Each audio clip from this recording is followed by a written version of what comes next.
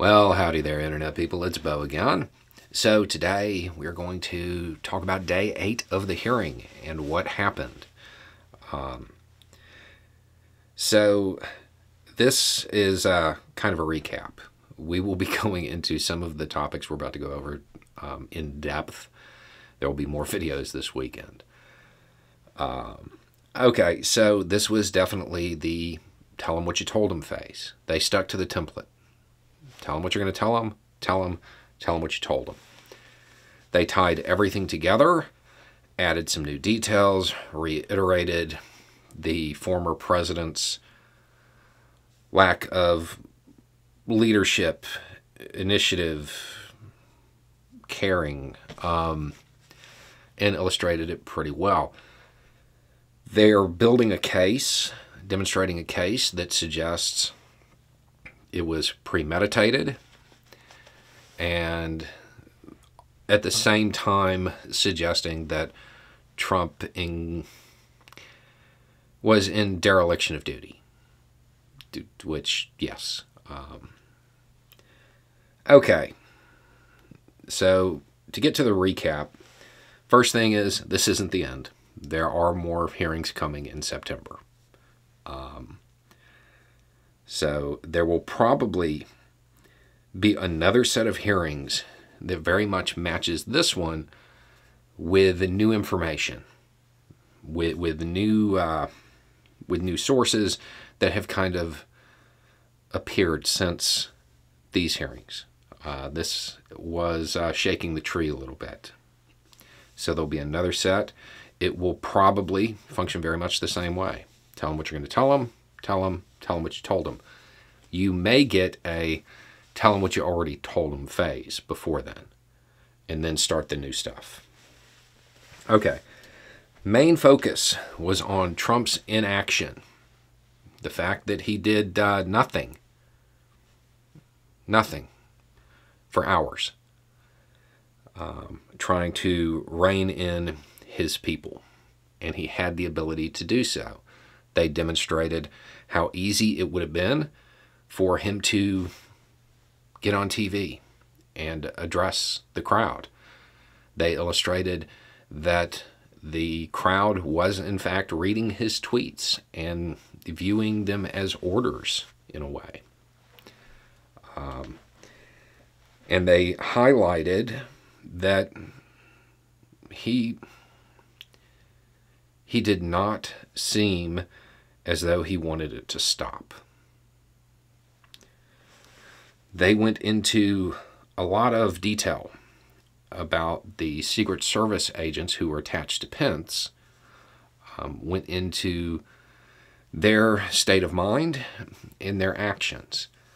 There's going to be a whole other video on this because there's already a lot of questions that have come in. But generally, they were in fear. They were afraid, to the point that they reportedly were saying goodbye. It takes a lot to get to that point.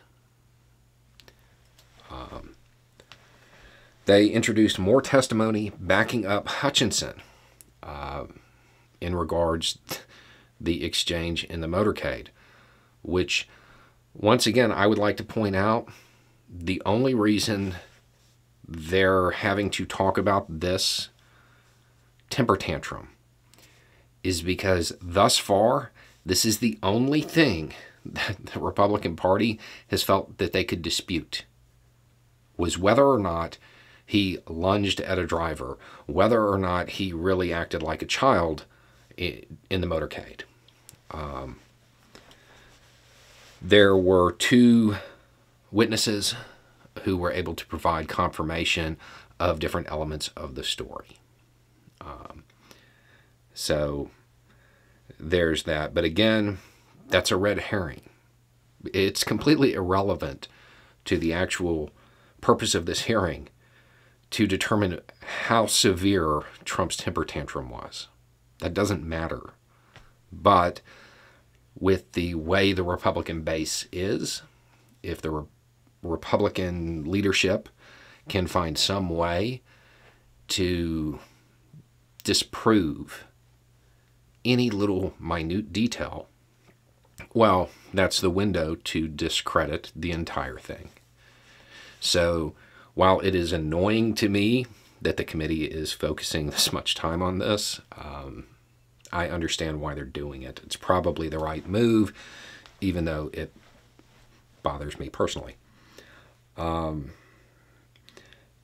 They also painted Pence as somebody who was acting, who was reaching out, giving orders, trying to get it stopped, while the president did nothing. There will be more questions about that as far as Pence giving orders in the future, I'm sure, because there's still an unresolved thing there. In some of the instances, Pence might not have really had the authority to give certain orders. I think that it's understandable why he did, though. The outtakes, on the 7th, the day after all this happened, Trump, he gave some prepared remarks. The outtakes came into the committee's possession, and they show exactly how insincere the former president was, how he didn't want to come down too hard and be too mean to the people he sent down there while he was disavowing them. And he didn't want to admit that he had lost the election still, even though all of his aides at this point had told him that. And they took some shots at Republicans who, even after this event, continue to challenge the election. There's also going to be a whole other video on this and one on the outtakes. The fact that many Republicans who are fully aware that his claims were baseless, that were fully aware that he set a lot of this in motion, they still continue to parrot his claims. And that's something that the Republican Party is going to have to address. So that was the general content. But the whole point of this was to show that the plan to do this originated before. It was a pre-planned event. And they tied it back to Trump knowing his claims were false. They tied it back to him engineering the whole thing. And it was all a very much a tell him what you told him thing. So a lot of people felt like it was a rerun. Yeah. There weren't a lot of, giant bombshells in this one, other than the outtakes. That was big. The radio traffic from the Secret Service, that was big. But I don't know that any of this was unexpected. So that's what you missed if you missed it last night. During this break, I would imagine that we'll see a lot of movement from the Department of Justice, and we'll probably get a lot of leaks about people who are now willing to talk to the committee.